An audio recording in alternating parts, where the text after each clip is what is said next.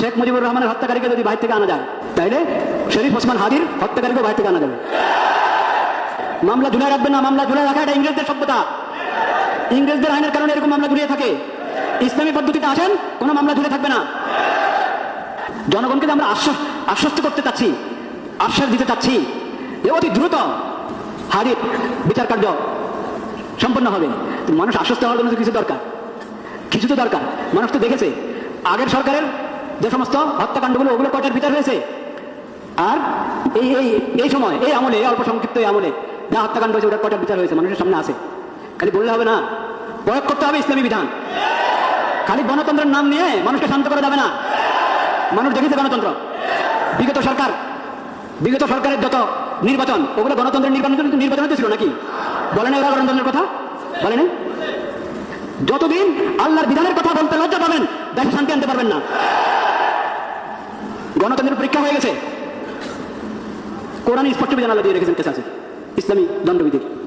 কোরআন তেলাওয়াত করেন না, আল্লাহ রাব্বুল আলামিনের নাম নিচ্ছি। হাদির জন্য পুরো দেশে দোয়া হবে, পুরো দেশে দোয়া হবে জুমার পরে। ওটা তো হাদি পাবে, আপনি কি পাবেন? সমাজ কি পাবে? সরকার কি পাবে? সমাজ এবং সরকার এবং দেশের শান্তি শৃঙ্খলা ফিরে আসতে হলে আল্লাহর বিধান প্রয়োগ করতে হবে। কেসাসের বিধান আল্লাহ যেভাবে দিয়েছেন সেভাবে প্রয়োগ করেন। মামলা ঝুলাই রাখবেন না, মামলা ঝুলাই রাখা এটা ইংরেজদের সভ্যতা। ইংরেজদের আইনের কারণে এরকম মামলা ঝুলিয়ে থাকে। ইসলামী পদ্ধতিতে আসেন, কোনো মামলা ঝুলে থাকবে না। ইসলামের দণ্ডবিধি এবং ইসলামের কেসাস যদি প্রয়োগ করতে পারি আমরা সাহস করে, তাহলে ইনশাআল্লাহ সমাজে পূর্ণ শৃঙ্খলা এবং শান্তি নিরাপত্তা ফিরে আসবে। আল্লাহ রাব্বুল আলামিন সেই তৌফিক নসিব করেন। এখন কি হয়, বিশৃঙ্খলা সৃষ্টিকারীরা জেলে ঢুকলে আবার জামিন পায়। বিশৃঙ্খলা সৃষ্টিকারী কেন জামিন পাবে? অন্যভাবে জেলে ঢুকে জামিন পায় না, হয় কিনা? এরকম ঘটনা আছে। কিন্তু বহুত বড় অপরাধী, পাপাচারী জেলে ঢুকে জামিন পেয়ে যায়। জামিন পেয়ে মেরে বিদেশে চলে যায়, হত্যা করে বিদেশে চলে যায়। হত্যাকারীদের শেখ মুজিবুর রহমানের হত্যাকারীকে যদি বাইরে থেকে আনা যায়, তাহলে শরীফ ওসমান হাদির হত্যাকারীকে বাইরে থেকে আনা যাবে। খামোশ থাকি, উপলব্ধি করার চেষ্টা করি। ভাইরা আমার উপলব্ধি করার চেষ্টা করি, শরীয়তকে বোঝার চেষ্টা করি, উপলব্ধি করার চেষ্টা করি। সব অন্যায়। শরীফ ওসমান হাদির রক্ত আল্লাহর কাছে এটাও রক্ত। আর চিটাগাঙে যে অ্যাডভোকেটকে হত্যা করা হয়েছে, সাইফুল ইসলাম আলিফ, তার রক্ত আল্লাহর কাছে রক্ত। যার খুন হওয়ার পরে, অন্যায় খুন হওয়ার পরে পুরো দেশ একসাথে জেগে উঠে, তার রক্ত আল্লাহর কাছে রক্ত। আর যার হত্যার পর আওয়াজ করার কেউ নাই, প্রতিবাদ করার কেউ নাই, কোনো সাংবাদিক উপস্থিত নাই এটাকে রিপোর্ট করবে, তার রক্ত আল্লাহর কাছে রক্ত। এই জন্য আল্লাহ রাব্বুল আলামিন অন্যায় হত্যার যে শাস্তি, কেসাস, যে শাস্তি, ও শাস্তির নাম আল্লাহ দিয়েছেন কেসাস।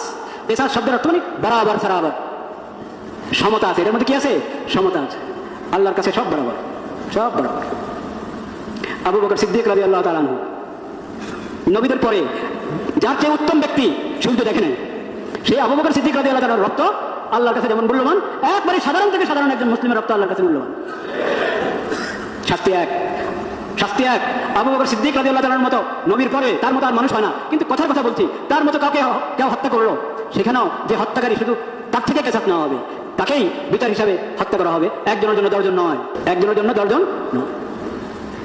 আর একবারে সাধারণ যে, তার ব্যাপারেও যে হত্যা করেছে, যত বড় সম্মানী ব্যক্তি হোক সে সমাজে, যে হত্যা করেছে তাকে বিচারে আওতায় আনতে হবে, তাকে হত্যা করবে তার পরিবর্তে। এই না যে উনি যেহেতু বহুত বড় মানুষ, ওনাকে মাফ করে দেওয়া হবে। ইসলামী শরীয়তে এসব নেই।